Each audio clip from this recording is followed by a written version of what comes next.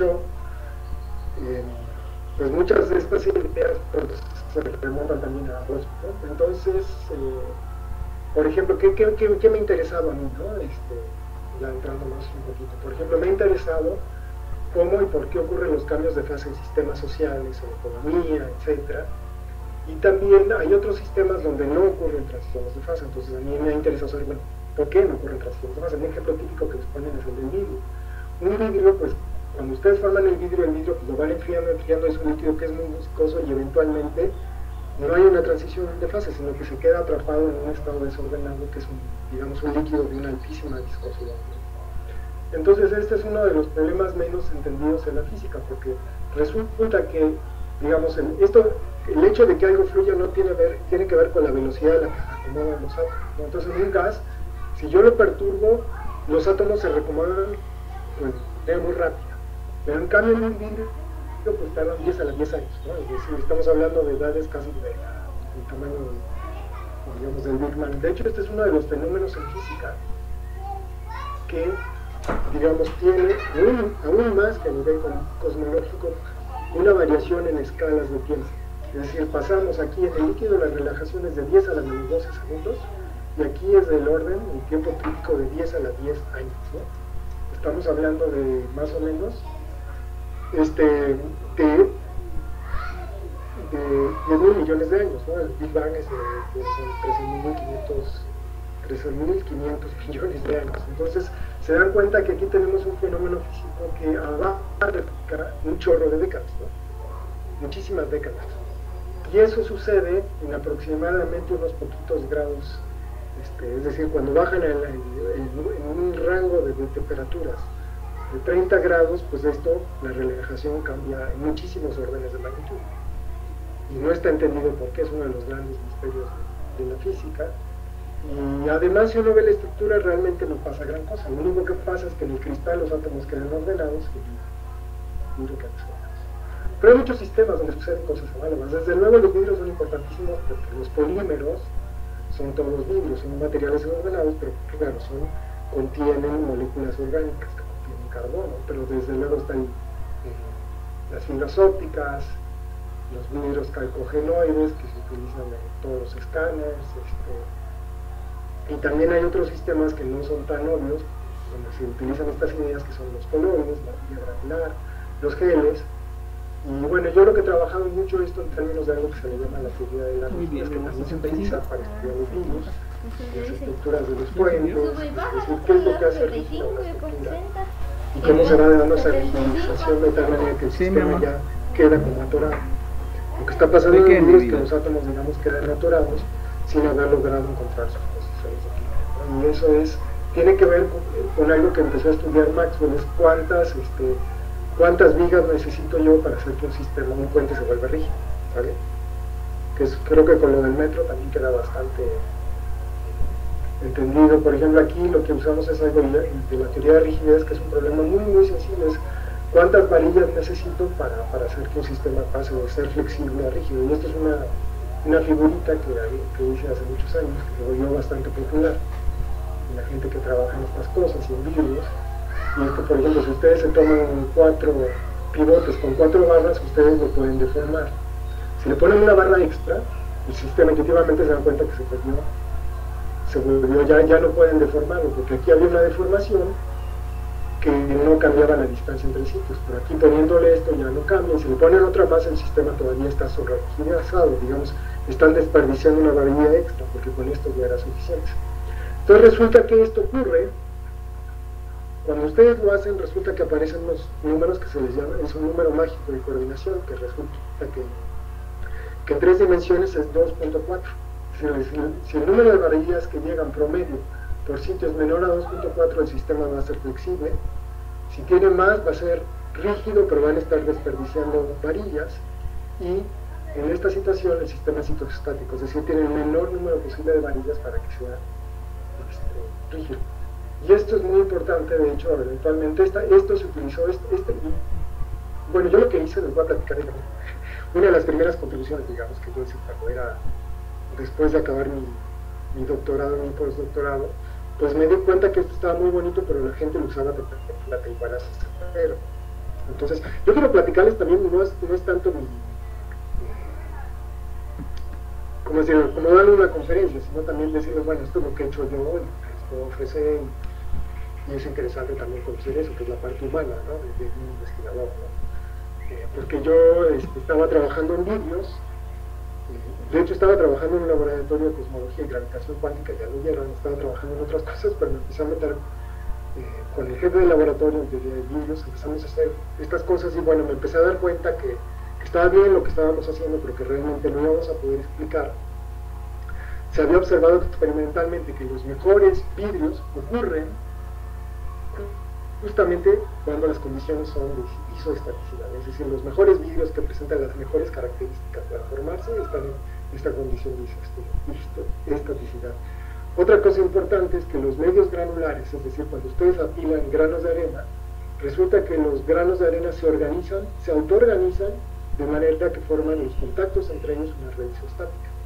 No es muy flexible, porque si fuera flexible se moverían los granos, si fuera rígido acumulan demasiados esfuerzos. Entonces solitos se autoorganizan, que es algo muy importante en sistemas complejos, de que el sistema se autoorganiza de manera que reduce algo. Es como las personas también. Cuando ustedes tienen, por ejemplo, van caminando en el metro, pues las personas se autoorganizan de manera que fluyen de manera óptima. Lo mismo pasa con el tráfico. El tráfico se autoorganiza de tal manera, usted lo ha visto en cruces, ¿no? Empiezan a haber un caos, pero eventualmente la gente se empieza a autoorganizar de tal manera que todo trae la función. Es una cosa muy, muy común de los sistemas complejos. Entonces, bueno, yo por ejemplo, cuando empecé a trabajar en esto, pues sabía que eso estaba pasando, pero la cuestión es que nadie había podido relacionar eso con estas ideas muy simples, con el hecho de por qué los mejores vidrios se forman ahí. Entonces, digamos, una de las cosas que hice fue decir, bueno, ¿cómo le puedo meter termodinámica a esto? ¿No? Entonces, eventualmente lo que fue es juntar esto con la termodinámica, y eso ha sido bastante fructífero. Lo que hice fue producir una fórmula que relaciona el número de maneras en las que puedas poner estas barras y la flexibilidad que tienes con una entropía. Y entonces esto, de alguna manera, siendo como un análogo con la física estadística.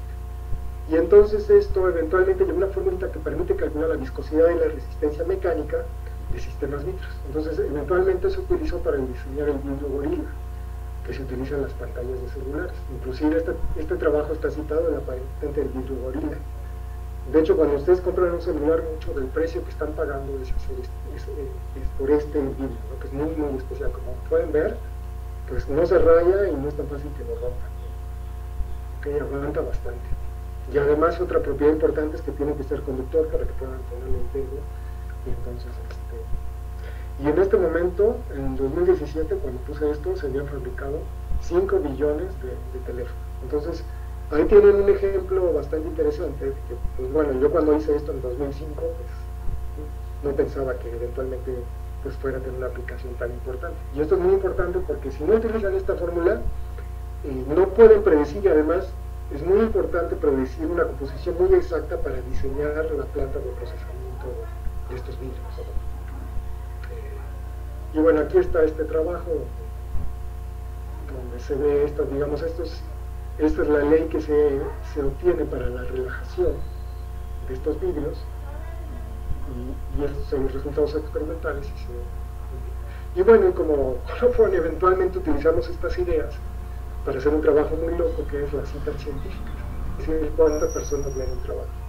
Entonces aquí tenemos el número de citas, o digamos, lo que hacemos un ranqueo, ¿no? Este es el trabajo más citado, etcétera, y entonces vemos la frecuencia de las citas, y lo que encontramos también es que la ley que describe esto es exactamente la misma ley que describe la relajación de vidrios, y una cosa interesante es que encontramos como una especie de transición de fase antes de 1960 y después de 1960. Y lo que vimos es que pues, todos los datos se ajustaban muy bien, una curva arriba de 1960 y otra muy bien abajo de 1960, y a la conclusión a la que llegamos es que, pues, ustedes, ¿qué creen que estaría pasando aquí? Porque lo que está pasando es que aquí las redes de citas se volvieron mucho más densas después de 1960. ¿Y ustedes por qué pensarían que es eso?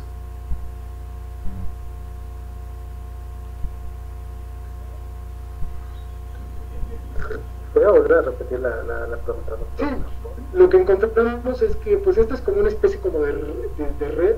Si te fijas esto que estoy hablando aquí, estoy hablando de un concepto de red. Tengo nodos y conexiones entre ellos, ¿no? Esto que está aquí tiene muchísimas aplicaciones, inclusive en lenguajes de computación. Este problemita que está aquí, de hecho es un problema que tiene que ver con la computabilidad. Entonces aquí tienen, por ejemplo, variables, y aquí tienen cláusulas entre ellos. O pueden tener personas y conexiones entre ellas. O pueden tener átomos y conexiones entre ellas.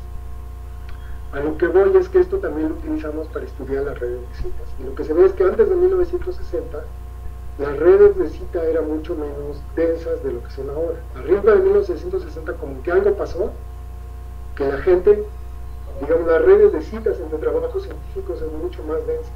La gente hay como mucha más interacción entre los científicos.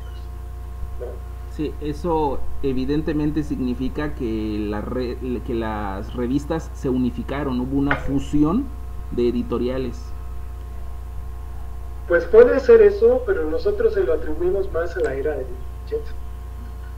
De que antes la gente tenía una comunicación mucho más local y no viajaba mucho a encuentros científicos. Es decir, los científicos de Estados Unidos pues, se reunían en Estados Unidos, los de Francia en Francia, digamos, una reunión científica internacional era así algo muy, muy excepcional, ¿no? Por ejemplo, conocen los Einstein, pues se reunieron con Schrödinger y todo eso, y era una foto muy famosa, pero fue algo muy, muy excepcional, y porque un millonario que se llamaba Solvay les pagó a todos para que fueran, pero en general la interacción era muy local. Pero aquí, después de 1960, la gente empezó a tener muchísima interacción entre ellos. Y además empezó a haber, bueno, lo que estás diciendo también es un factor, pero tal vez lo más importante es la era de Jet. Nosotros se lo atribuimos a la era de Jet, ¿no? Que cambió radicalmente las interacciones, ¿no? Y ahora, bueno, con el internet eso se ha preservado, pero es muy notable porque todos los datos se ajustan y de hecho, digamos, no solo eso, sino que las formas de estas curvas tienen los mismos parámetros de ajuste que las redes y los vídeos, ¿no? En lo cual es notable. Otra cosa que hemos trabajado mucho ahorita y especialmente con el coronavirus es un problema del doblamiento de proteínas, ¿no? Que tiene mucha importancia primero, por ejemplo, para inhibir la formación de las cápsides de los virus. Es decir, si lográramos que el coronavirus no formara su cápside que lo protege, pues ya curaríamos no solo el coronavirus, sino la influenza, el SIDA, etc. Y es un problema no resuelto. Desde luego que no se forman las cápsides, pero si hacemos ese tratamiento in situ con un paciente, lo vamos a matar. Entonces el chiste es cómo hacer eso sin matar al paciente, ¿no? Es una de las preguntas, ¿no? que nos interesa, ¿ok? Bueno, esto ya no se puede decir. Pero una cosa que también pasa es que las proteínas, cuando se forman las proteínas forman como unas cadenas muy largas que eventualmente se van doblando y llegan a lo que se le llama el estado nativo, que es donde interactúan. Por ejemplo, ustedes ven la proteína de los glóbulos rojos, pues se ve, pues, los eritrocitos pues son como unas cosas ahí dobladas, muy compactas, pero cuando se sintetiza la proteína es como un polímero muy largo, se va generando el ADN y luego se va doblando y se forma, ¿no? Si falla la formación, pues nos da, pues por ejemplo, les puede dar el mal de las vacas locas, les puede dar Alzheimer, muchísimas enfermedades por esta falla en el doblamiento de las proteínas, ¿no? Y resulta que este doblamiento de las proteínas, ¿cuándo ocurre? Pues cuando la coordinación promedio es 2.4, que es la misma que los virus, ¿no? Entonces aquí hay algo muy universal, ¿no? Entonces, a mí siempre me han encantado esas universalidades, ¿no? Por ejemplo, ahorita estoy trabajando mucho en superconductores de grafeno sobre grafeno, donde aparecen también ángulos mágicos, en los cuales aparecen los superconductores. Bueno, aquí estaba lo que les decía. Entonces realmente, todo esto tiene mucho que ver con, bueno, esto, hacerlo en computadoras es muy difícil porque las proteínas son muy complejas, entonces no, es uno de los grandes, se necesita, inclusive Google ha utilizado inteligencia artificial y redes, digamos, de inteligencia artificial a nivel global, utilizando protectores de pantalla, para entender cómo se dobla una proteína. Entonces, ver cómo se dobla una proteína requiere una capacidad de cómputo a nivel planetario, ¿no? Y además ni siquiera lo pueden hacer con un algoritmo, digamos, dinámica molecular, sino que deben usar inteligencia artificial. para ver cómo se